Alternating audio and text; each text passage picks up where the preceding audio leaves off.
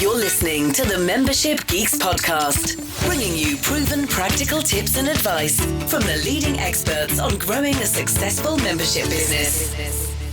Well, hello there, membershipper. Welcome to another episode of the Membership Geeks podcast. I'm your host, Mike Morrison. Thank you so much for joining me this week.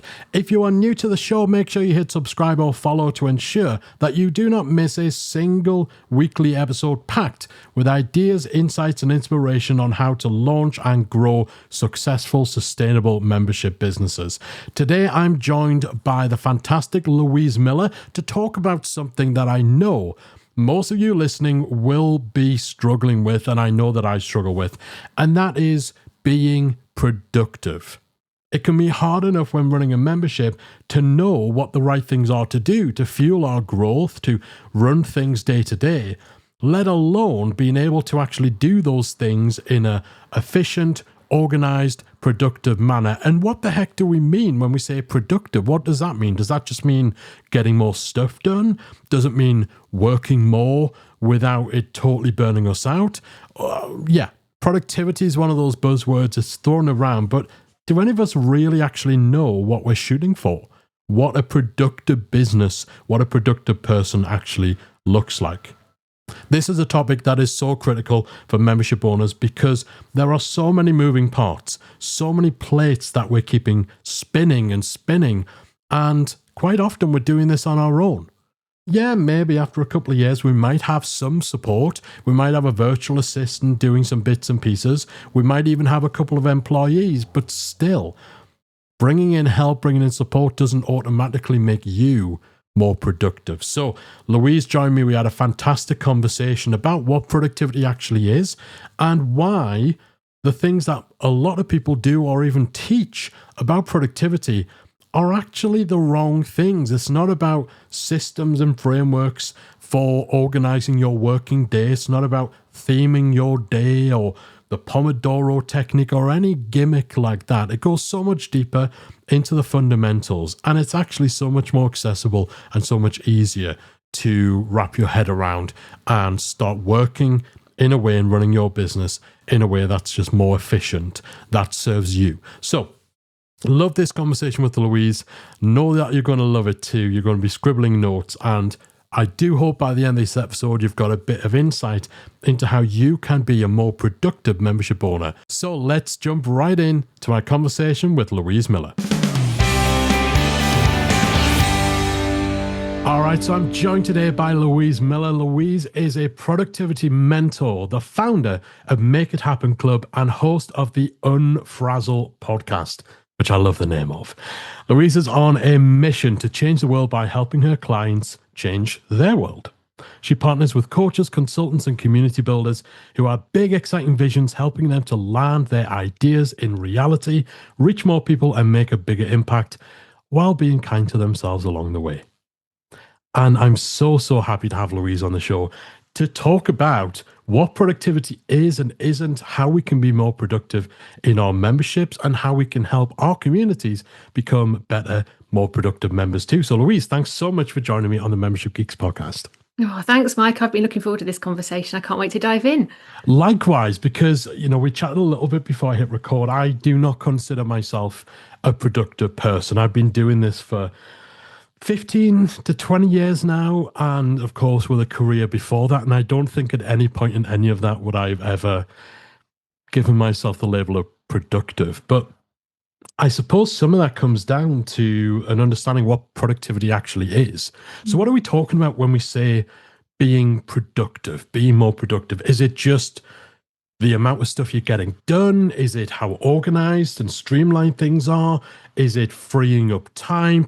What is productivity? Big question. Okay, so yeah, I had to redefine productivity for myself before I started doing the work that I do, because the definition I'd been carrying around with me, which I think is probably what a lot of other people carry around with them, actually made me ill. And I think if you ask a lot of people what productivity is, they'll say it's about doing more in less time. Yeah. Seems sensible. However, I feel that definition is really constraining and really restrictive and kind of sends me into panic mode, because it feels like you're going to be in this constant battle of trying to do more, battling against the clock, You're never going to win that battle. Time's going to keep ticking. So Yes. for me, that just constant battle to try and do more, and this feeling that your sense of self-worth is somehow related to how good you are at that, how many boxes you're ticking, that Yeah. made me ill. I got signed off work with work-related stress and anxiety. So I knew that I wanted to help people be more productive, but I didn't want to do it from that through that lens. So I redefined productivity for myself. And then this is what I'm sharing out in the world. So for me, productivity is about doing what's important as efficiently as you can to create space for what you love. I like that. Yeah.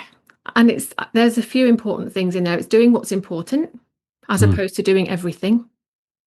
Yeah, which I think we're all guilty of. Yeah. And to create space, doing those things to create space, not doing those things so that you can do more doing ad infinitum. Doing those things so you can create space to actually enjoy the life you're creating for yourself, because otherwise, what is the actual point? So that's what I mean when I talk about productivity. No, I can get on board with that because I think so many of us have the definition of productivity drilled into us through careers. Like most of us who are running memberships, running our own businesses, we didn't start out that way. We started working for somebody else who was paying you by the hour, paying you a salary, and wanted to make sure that, you know, you were doing the best work or the highest volume of work. And so I think so many people have that perspective totally skewed. And yeah, even when trying to get more organized in their own business or lives, it's making space to do more stuff or just getting as many things ticked off the list as possible. But that's a pretty miserable existence. I think so. And I agree with everything you just said. And I think it actually even starts younger than that, because I think for many of us, certainly in this culture, we were raised as kids, you're not allowed to go out and play until you've done your homework. Yeah. Yeah. And there's, you've got to get your kids to do the homework somehow. But we True. carry that with us, that we should earn rest and taking a break. And we have to have done everything before we're allowed to take a break and have a rest. And I think that's what equally as damaging as the equating productivity with how many hours your bum's in your seat because your boss is counting your hours rather than your output. Yeah. Yeah, and that's all come from standing on a production line in the Industrial Revolution, when how many hours you were standing there did have a direct impact on how many widgets were going down the line Yeah. in that industrial setting. But that we're not in that world anymore. No, absolutely. And I think it's remembering, like with so many of those institutions, if you free up time and you are actually productive, they are just going to fill it with more work. Yeah. Is it Parkinson's law? The work expands to fill the time I think it is you have for it, where it's just, double up the time you've got to do something and you'll fill it with more tasks and more stuff. But particularly for us with teaching the membership model, we're all around what I call the 3 Fs: freedom, flexibility, fulfillment. And it's not freedom in your diary to put more busy work, and it's not flexibility to choose which 18 hours a day you work. It's about that fun stuff, and I think so many people forget it. Now, this all sounds great. I think most people would be sitting ferociously nodding in agreement with this in principle. How does that look in practice? Because everybody, I don't think anyone starts today thinking, I want to just run myself into the ground today. But the task lists get longer, and particularly for membership owners, there are so many plates to keep spinning. How do you focus on what's important? I realize I'm asking just just give us all the answer. Focus on what's important and create that space. Where do you even start? Yeah. And I love this question. And there's so many different ways I could come at it. But I think what I would love to cover is that the where do we even start thing. I think productivity starts before we do anything. Productivity starts before we take any action whatsoever. And so for me, where we start is in a shift in our mindset around how we're approaching that. And I know it might feel it's a bit, I just want her to tell me what to do. But this is all kind of, it all starts from this understanding. I'm going to give a bit of analogy just to explain where I'm coming from with this. So let's say running your business, running your membership, whatever it is like walking through a forest, right? You know, you want to get to the other side and you start off and you're all excited. You're off on an adventure. You know, that little GIF, whatever you want to call it, of the what's his face? Martin Freeman, the Hobbit, skipping off, Yeah. going on an adventure. It's that whole thing, going into the forest. And there are moments in that forest when we're in lovely dappled sunlight and it all feels lovely and isn't it nice, and the squirrels in the trees. And then there are moments when we end up in little damp, dark corners and there's muddy puddles and it starts to feel a little bit unsettling. And you can start to feel like you might be walking around in circles. You've lost your bearings a bit. You're not quite sure where you're heading. Start to feel a bit lost, start to get in a bit of a panic. When that happens, what do? Do you keep walking and carry on walking around in circles and get in a panic? Or do you stop for a minute and have a little look around and go, oh, let me just have a little sandwich, have a little break. And if you do that, you might look up and you might spot there's a treehouse somewhere close by. You can see the twinkly, welcoming lights of a treehouse up in the trees, and you go, I'm going to go up there. So you climb up to the treehouse, nice and comfy, get on a nice little cushion, get your breath back, settle yourself, settle your nervous system, because things felt a bit hairy for a minute there. And then you can go look out the window and you can look back on how far you've come. You can see where you started and go, actually, I've come further than I thought. Then you can look ahead to where you're going, which will remind you of why you're trying to get to the other side of that forest and what the destination is. And then you can look down to the forest floor and try and start mapping out in your mind a path that's going to get you there.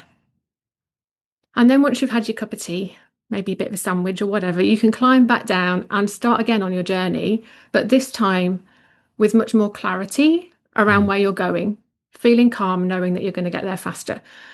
So what was the most productive thing we could have done? Was it walking around in circles and just going, nope, I'm going to keep going. I know I'm just going to keep going. Yeah. Or was it taking a moment to just stop and get a bit of perspective? And that's where I think productivity starts, in understanding that when you're in, I call this a kind of frantic and frazzled overwhelm loop of maybe sitting down at your desk going, oh my God, I've got all this to do, man. Your brain immediately starts going into overdrive and getting into this kind of frantic swirl. The only way out of that is to pause. Does that make sense? It does. And I think as well, you also have the whole thing of just trudging on and carrying on walking. That sort of inertia, I know personally, that hits me from time to time. I consider myself quite good at taking time out as needed and listening to, what my mental health is telling me and my physical state. But I absolutely know that sometimes if I'm feeling a little bit overwhelmed by decisions or navigating stuff, sometimes I will just throw myself into easy, like, I'll call it dumb work. I'll throw myself into dumb work or something like coding, for example. I'm a reformed web developer. I still do bits of code for our website. And I'll just do that because I'll say to myself, okay, so my head's gone at the minute, but at least I'm being productive. Yeah. At least I'm doing something. But it's not necessarily stuff that needed doing. It's stuff I'm doing to keep myself occupied, to distract from taking a break, climbing the tree, getting into that tree house and taking stock of things. Yeah. And I think that's very natural as humans. We don't like that feeling of uncertainty and feeling, I don't know, unsafe or uncomfortable or bored even. If we feel bored and we're starting to do something that we're like, oh, I don't know what I'm doing here, I'm out of my comfort zone. The natural thing for us to do is to reach for something easy, something familiar. Yeah. Because we feel, like you said, that is us being productive. But actually, we're just in avoidance mode in that moment. And it would be much better for us, for our mental health and for our productivity, to take that step back and get that sense of perspective. And I talk as well about this, the progress cycle, where a lot of people spend all of their time in taking action. So I said already, productivity happens before you take action. It's what happens in that treehouse. If what you're doing is all you're doing is taking action, that's when what you've just described can happen, because you're in this mindset that this is good. This is what I'm supposed to be doing. This is where I get my feeling of self-esteem or whatever it is. But that's when you do end up feeling like you're not getting anywhere and you're picking stuff up, putting it down again. In the progress cycle, it all starts with the pause. The pause is what we do in the treehouse. So we take the pause, then we reflect. So that's the getting perspective piece. So we're going, where am I trying to get to? Is what I've been doing working? Do I need to try something different? What's most important right now? What's my vision? What are my goals? Reflecting on all of that stuff. From there, you then make a choice. So we've gone pause, reflect, choose. You're choosing what you're going to do next. Then you take action. And when you come at it from that place, the next logical thing that will happen is that you'll finish something. Rather than just feeling like you've got loads of half-finished things that you've started because you're putting them up and putting them down again. So pause, reflect, choose, act, complete. If you can keep yourself in that cycle, that's where productivity is, in my view. And it all starts with that pause. So is this something is actually more intentionally giving yourself that white space, that time to just take a breath, and then set yourself up to actually reflect on where things are and to go through that cycle? Is that is it a daily or a weekly or a monthly habit to develop? Is it something which is just a case of being self-aware and being mindful of when, I suppose, you don't want to leave it until the point at which you're feeling overwhelmed and stressed? So how do you go about making what I think for a lot of people would probably be a big shift from, people will get up and whatever time they're starting work, here's the task list, here's what I want to get done today, power on until I can't power on anymore. How do you shift? How does that start? Yeah, I love that question. There's so many different ways that cycle can be applied. So thank you for asking that. I think it is about getting into a new habit and getting into a mindset shift and a new rhythm and a new way of doing things. And it does take time, and it sounds simple, but that doesn't mean it's easy. So there are kind of big ways of doing it. So I very much recommend, I think most of us, I would hope, are fairly decent at doing it. Sitting down at the beginning of a year, for example, and going, what do I want this year to look like? What happens then, though, is that gets shoved in a drawer and forgotten about by February, if you're doing that in January. If you're lucky, week 2 of January. Yeah. So that's kind of a big opportunity to pause, is when you're doing your annual thinking. But we need to bring that closer to us. So I recommend we do that annually. I recommend we do that quarterly. At the beginning of every quarter, have another look at what that annual plan was and go, okay, I'm going to do the pause, reflect and choose about what I'm going to do for this next quarter. Do that again at the start of every month. Do it again at the start of every week. Yeah. Do it at the start of every day. And what I love about this is that it can be like in Make It Happen Club, we plan for 90 minutes every month and every quarter. But you could do this in 5 minutes. So, for example, after you and I have finished recording this podcast, we could both go off Zoom, say goodbye, go off Zoom, and then pause for a minute, have a little reflect on what else we'd intended to do today, and then make a choice about what to do next. And that needs to take 2 minutes. Yeah. And I think if we can build in that little moment of pause between tasks, it will stop us from wasting so much time doing stuff we don't need to be doing. It'll make us much more intentional. Intentional is one of my favorite words. It's about finding a way to be intentional. Yeah. Yeah. Thoughts?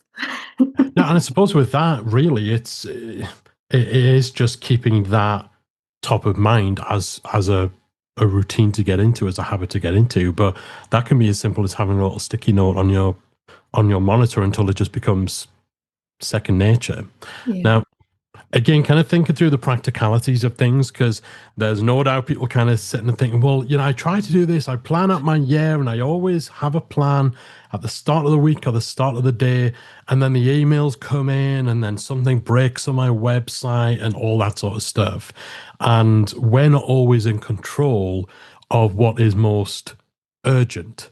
I know you said important before, but I know from the Smart Light there is that distinction. There's the things that feel urgent, there's things that are important. How do we keep control? How do we stop our productivity being hampered by just the day-to-day? Yeah, I think that is such a good question. I once had a client I was working with who kept saying to me, but unexpected things keep happening. And I said, well, if they keep happening, they're not unexpected, are they? Fair. That's a good point. And it might be that it was something different every time. You couldn't predict what the thing was going to be, but there was always a thing. And I think that is where being kind to ourselves and not overscheduling ourselves and not trying to do too much, so that when something does go wonky, which it inevitably will, we are suddenly putting ourselves on the back foot and feeling completely, crazy. I think if we can build in enough buffer to know that the unexpected things, actually, we can expect them to happen. Again, that might not be what people want to hear, but I think space is such a big thing for me around all of this. Yeah, and that's what, yeah, like you say, if unexpected things throw you off so consistently that it becomes routine, then yeah, that is a hole that needs to be plugged, whether it's a process, a system, a boundary you need to put in place. I'm sure every membership owner has had that period where they regret using their personal email address for customer support tickets and then realizes, maybe we need an actual system with a turnaround and boundaries and a knowledge base for this. And so it's recognizing what are the things that are causing you to stumble. What kind of pitfalls, what areas other than, allowing themselves to be thrown off by the unexpected and not necessarily seeing the patterns there, is there anything else that can get in the way, that can sabotage your attempts to be more productive, more mindful, more intentional about how you're approaching your business? Okay, so there are three mistakes I see people make that really get in the way of their productivity. And the first is that they're not focusing on the right things, right? They haven't got a clear vision. They don't know where they're trying to get to. And if you've not got that clear vision, how can you know whether you're investing your time, your energy on things that are going to make a difference and going to get you where you want to go? So that's the first thing. The second thing is that people are not setting themselves up for success. They're actually setting themselves up to fail by not actually considering their capacity when they're thinking about their planning and their to-do lists. They're planning as if they've got 20 hours in a day and they're actually 3 people. Yeah. And doing that consistently because they're not noticing the patterns because they've got their head down and they're powering on the forest floor. And the third thing is kind of related to that, which is they're not giving themselves that space to work on their business. So they're keeping their heads down when they've got a lot going on because that programming has taught us that when you're busy, that's what you do. You get your head down and you just keep going. But when you're doing that, you're not making good choices. You're just dealing with whatever's shouting the loudest. And not making the right choices around how you're investing your time. So when you're making those 3 mistakes, you're not setting yourself up for success. You're not focusing on the right things. And you're not giving yourself regular time in that treehouse to work on your business. That, I think, is when people's productivity suffers.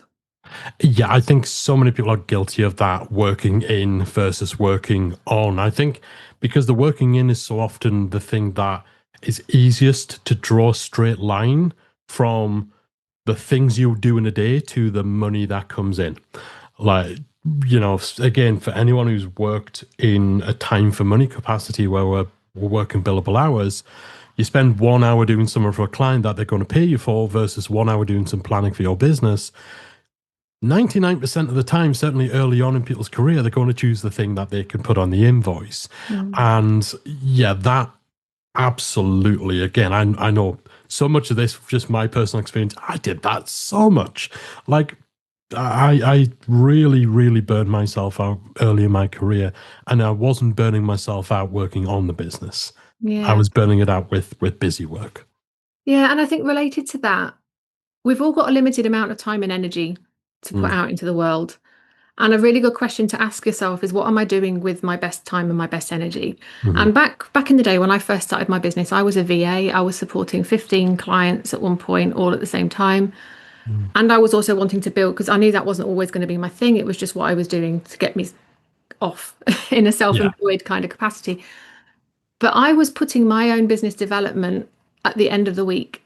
And I was doing it on Fridays, thinking, oh, Friday would be a nice day to do my business development, by which time I was knackered and or mopping up stuff that I hadn't managed to get done during the week, which meant the signal I was sending to my brain was that my stuff's not a priority.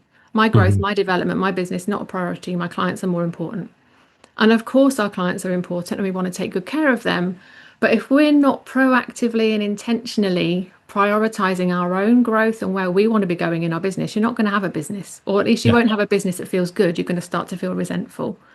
So thinking about switching that around as well, if you find yourself falling into that pattern. All my business development now happens on a Monday. Yeah. And that point about actually, if you get replaced where you're feeling resentful, that bleeds through. Yeah. That starts to show in the way you show up, in the work that you do for people. So if you're doing all of this, telling yourself, I need to do this for my clients, you end up essentially betraying that mission by not looking after yourself and showing up in a less than ideal way. So I absolutely know that people will see the word productivity and they're thinking, okay, so are we talking themed days? Are we talking batching your time? Are we talking deep work, Pomodoro, all that sort of stuff? Where does any of that fit in? Does it fit in at all? And what does your week look like in terms of maybe a consistent structure or any sort of system that you use, having got that foundational mindset in place? How does it manifest? Okay, so I'm going to caveat this Okay. by saying I tend not to share tips and tricks and systems when I'm doing things like this, when I'm doing masterclasses or anything, because what I know to be true is that everybody is different. And if I tell you Very what true. works for me and everyone then goes and tries and does that for themselves and it doesn't work, they're going to think I'm really rubbish at my job. Yep. And they're No, going to that is feel fair. really terrible about themselves. Because I've been there. I went out and bought David Allen's book, Getting Things Done. Likewise, it's Yay! index cards. Well, have they changed it or is it still Oh, index cards? it was about 2006 when I bought it. It's been a Oh, long wow. Yeah. time. Yeah. But I put hours into implementing that system back when I was a frazzled office manager, thinking it would solve all my problems. Yeah. Guess what? Did not solve all my problems and actually made me feel 10 times worse because I thought, well, Yeah. there's this best-selling book that's telling me if I do this, I'm going to have it all sorted out. So that's a kind of cautionary thing around why I don't tend to do that. So having said all of that, there are some things that you can be doing just to make sure that you are using your time effectively. And I think it comes back down to thinking about your energy, knowing what you know about yourself. So Mike and I were talking before we hit record about the fact that we're both massive introverts. So for me, I'll talk about how I kind of structure my week. If I'm doing something like this, I'll make sure I've got buffer around it because I know I can't jump off a call like this and then immediately go do something productive.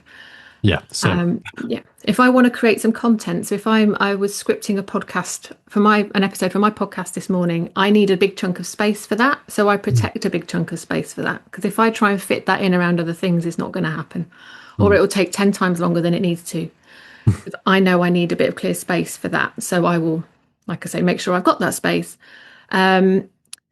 I know that I am better in the mornings than I am in the afternoons. Again, that's going to be different for everyone. So I make sure that anything that requires me to be at my best, most creative, I do in the mornings. All my client calls are in the mornings for that reason.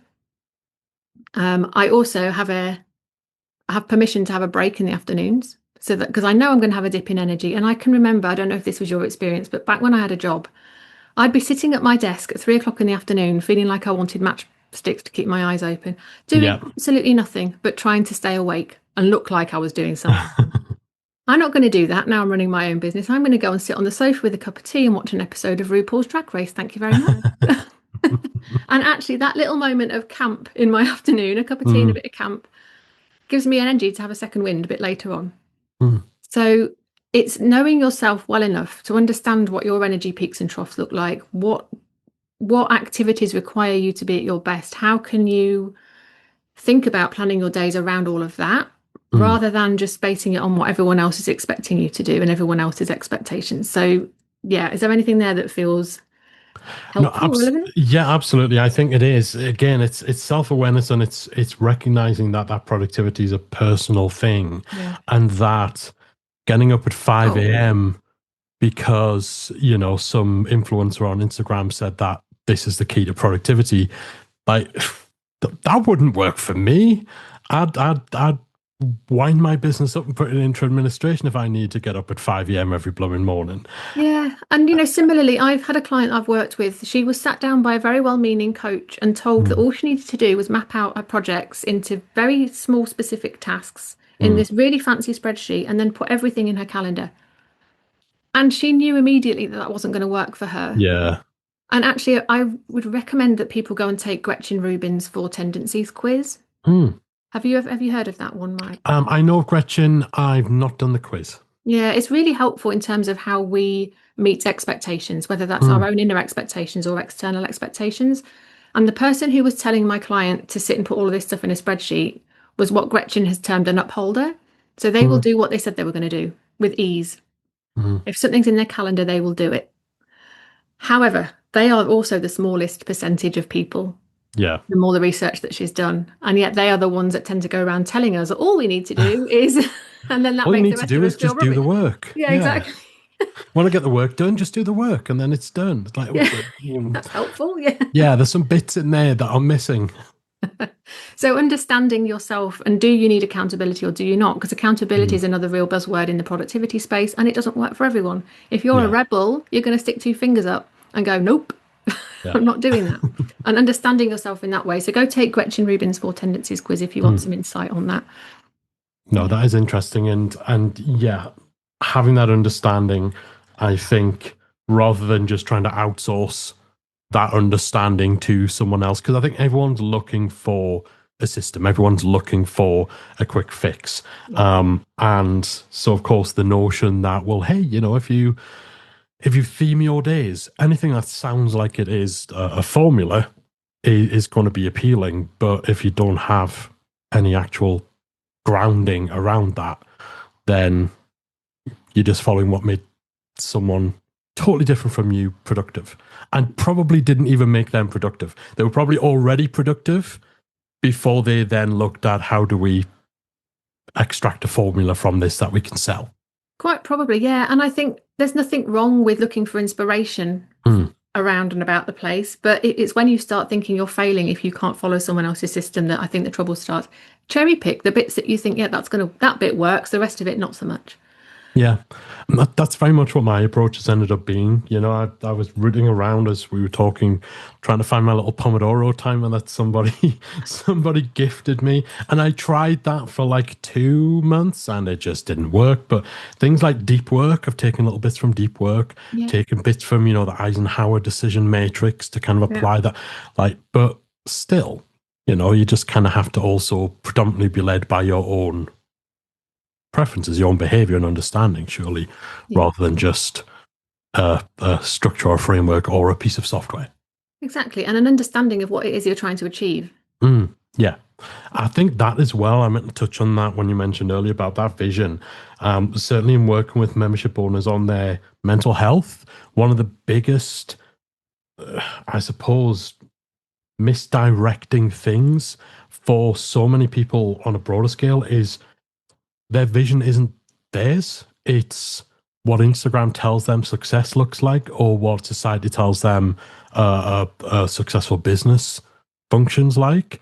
And there's a worrying amount of people who haven't sat down and thought about, what does success actually look like to me?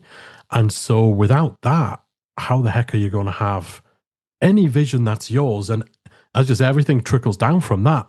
So it's a strange one. It is. And I mean, I again, this is relevant to the podcast script I was drafting before we spoke earlier today.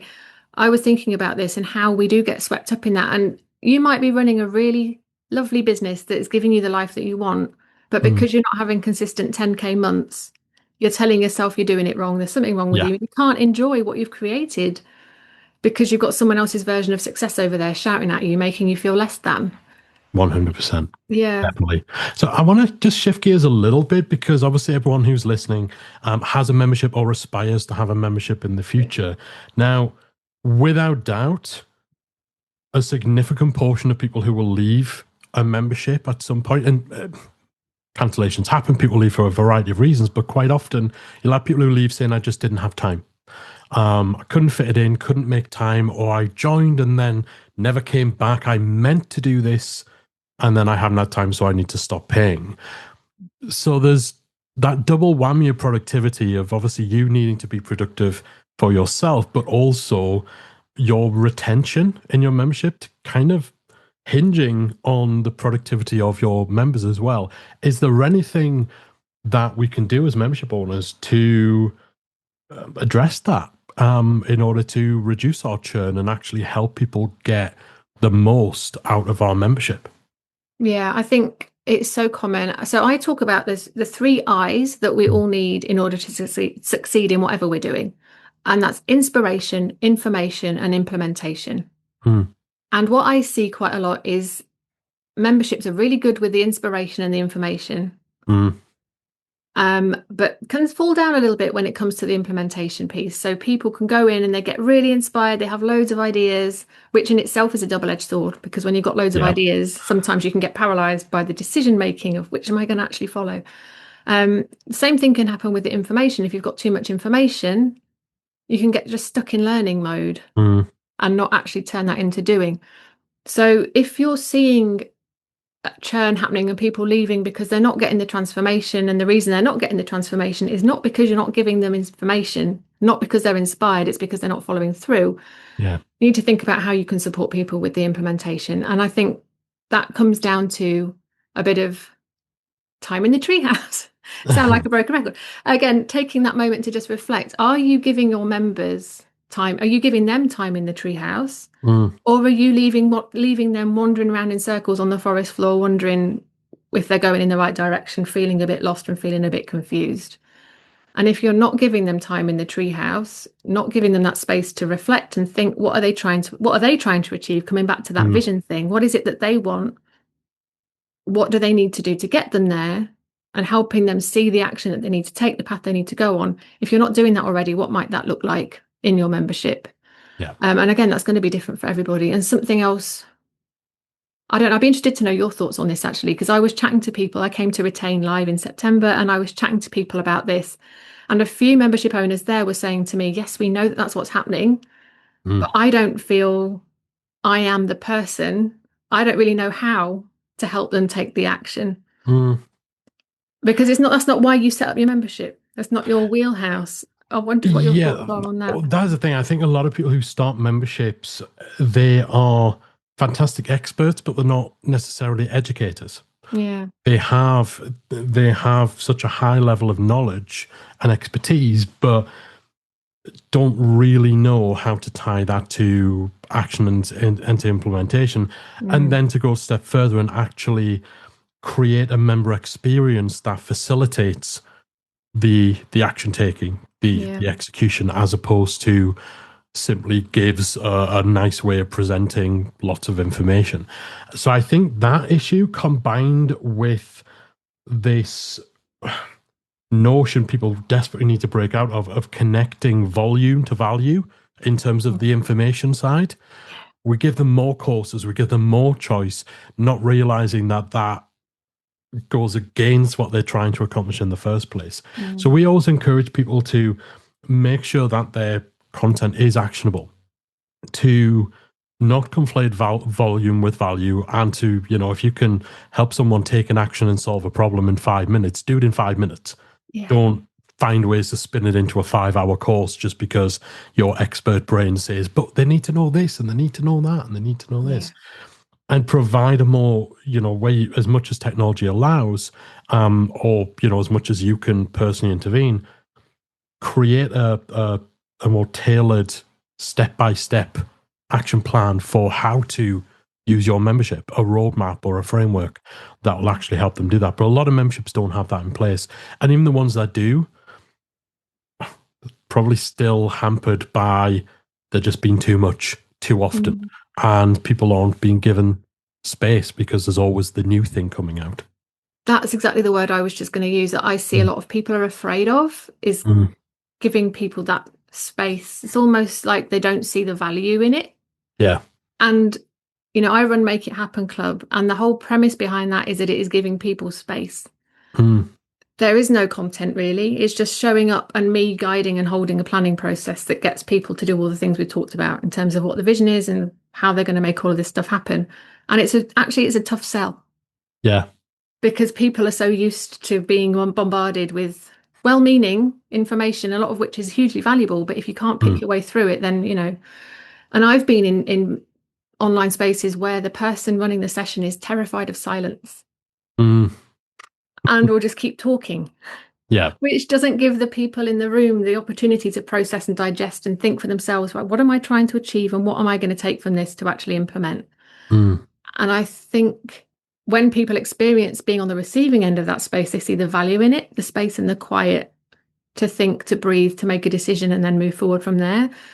So I wonder if that might be a missing piece for a lot of maybe it's not their role. I don't know. It's an interesting one. But what I would say is that if you do feel like that's not in your wheelhouse, you feel you need it and it's not in your wheelhouse, come and talk to me, because I'm thinking of creating something next year that will help with that. So come and have a conversation. But yeah, curious. Yeah, and I do think going forward, I think the more commoditized information has become, the way that the online education world is changing, it's going to need more nuance. It's Yeah. going to need more space. It's going to need more mindfulness around the implementation piece, because people can get information faster from AI faster than they can log into your website. Yeah. Like that's now. In a year's time, you can already have AI agents who will check in on you and monitor your progress and encourage you and give you that synthetic inspiration. So there's kind of two of the three I's taken care of. And the implementation, like, you can already kind of do some stuff, but what can you be doing around that that will truly inspire action? The right actions at the right time. Is there anything that you see in terms of getting people to do the work? Because sometimes you'll have memberships where the content is very well considered. It's not too much. The pathway is clear. The interface supports all of that. So it's just this, everything is singing, but it still relies on the other person. It still relies on the members at the end of the day to take the actions, to be productive, to not have, their life being driven by their email inbox, for them to actually focus on the important work, which is actually taking steps from your membership. What can you do? What can you do to, other than, rounding them all up and forcing them to actually do the work and take the action? What else can we be doing to encourage that and to have a productive member base? I think a lot of it is in the nuance, and I think it's around reminding them why they're there in the first place. Get them to keep thinking about, what did I join this for? What was the transformation that I wanted? What was the outcome I came here for? And what becomes possible for me when I achieve that? And what happens when I don't? And that, again, is something that happens in the spaces that I create. It's just getting people to remember why this thing is so important. And how you do that, I don't know, could be varied. I mean, in Make It Happen Club, people get an email every Monday morning reminding them to go look at their action plan. What's important for this week? What intention do you want to set for yourself this week? And because those action plans have been so carefully and thoughtfully created, they feel motivating and energizing and exciting. That, I know, keeps people in action. I didn't used to do that until somebody said to me, oh yeah, I keep forgetting about the plan. And I'm like, oh, well, that's a simple fix, know. So we don't necessarily need to answer things for our clients. It's about asking them good questions, or almost putting a coach's hat on and thinking, what question can I ask that's going to get them to understand why this is important, that will then motivate them to take the action they need to take. Yeah, and I suppose it's coming back to the human element of it, and that's very easy to lose sight of when you have a membership where you could be into the thousands of members. Just remember, everyone joined for a reason. Yeah. I trot out the line, nobody joins a membership to stand still. And it's remembering that and actually knowing, okay, well, what do they want? What they're trying to achieve?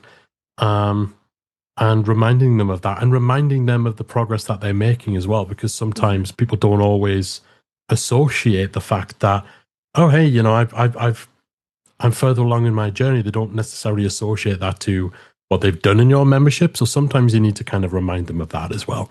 Oh yeah, 100%. That's another thing that I've started this year, is sending a Friday email. So they get a Monday email saying, look at your action plan, please. Reminding them that that's there. And then on a Friday, they get, what 3 things are you proud of from this week?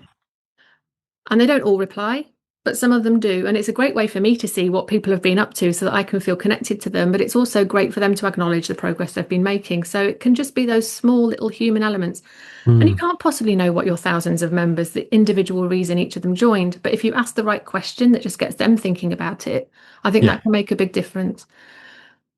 No, I like that. So for anyone who's listening, I'm sure we're going to have a bunch of people going away and thinking, you know what, I'm going to get in that treehouse. I'm going to do some thinking, recognizing that that is as valuable, if not a more valuable business activity. If you want to tie things to dollars and cents and getting important stuff done, that taking that space is a business activity. 100%. Yeah. I was always going to say one tip, but I know we don't like tips, but what one thing would you like everybody to do as soon as this episode ends that is going to set them on the right path towards being a more productive person, a more productive membership owner? I think I would love to remind people of what we said earlier about pause, reflect, and choose before you take action. So if we're talking about what they're going to do the minute they stop listening to this, take a pause, reflect on your day, what you need to do next, and then choose specifically what next action you're going to take. And if you make that choice with intention, you're far less likely to get distracted and go off mindlessly scrolling your social media. Love that. All right, Louise, thanks so much for coming on and sharing your perspective on how we can all become much more productive in our lives and in our business. If anyone wants more from you and more insight into how to just get all this in order, where should they go? Okay, so if you want to be more productive, but without the need for more planners and apps and spreadsheets and all that kind of stuff, I've got a quiz. Well, it's more of an assessment that will identify what's in the way of you getting stuff done. So you can go and take that at louisemiller.uk/quiz. And that will give you some suggestions as to things you can change based on your answers. I've also got a podcast called Unfrazzle, which you mentioned right at the start. Those episodes are all under 10 minutes and they're lovely little calm moments of defrazzlement in your day. And come say hello on LinkedIn if you want to connect with me over there. Love that. Awesome. Louise, thank you so much again. It's been great having you on the show, and I'm looking forward to being more productive. Thanks, Mike. All right, thanks again to the fantastic Louise Miller for sharing her insight into how we can all become more productive in running our memberships. And I do love that reminder that it's not about a system, it's not about framework, it's not about index cards or 25-minute egg timers with the Pomodoro method. It's about giving yourself that space to breathe, about taking the wider view, getting up in that treehouse, and just be more intentional and mindful about making sure that the things we choose to spend our time and our focus on aligning with our overall goals and objectives for our business, and then everything else stems from there. So thanks once again, Louise. That was a really useful episode for me personally, and I hope it was for you too. That's it for this week, though. I hope you'll join me again next week for another episode of the Membership Geeks podcast. Bye for now. If you enjoyed this week's episode of the Membership Geeks podcast, we invite you to check out membershipacademy.com. Membership Academy is the original membership about memberships, and it's the essential resource for anyone at any stage of starting, growing, and running a successful online membership business. Whether you're still trying to figure out what your idea is going to be and you need some help making it a reality, or whether your website is already up and running and you're looking for ways to grow and attract new members, then Membership Academy can help you to get to the next level.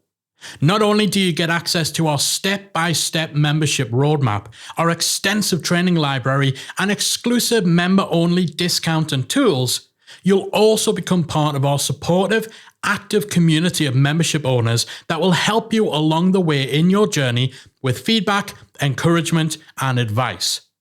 All of this and more make Membership Academy the #1 place to be for anyone looking to start, manage, and grow a successful membership business. Check it out and join the community at membershipacademy.com.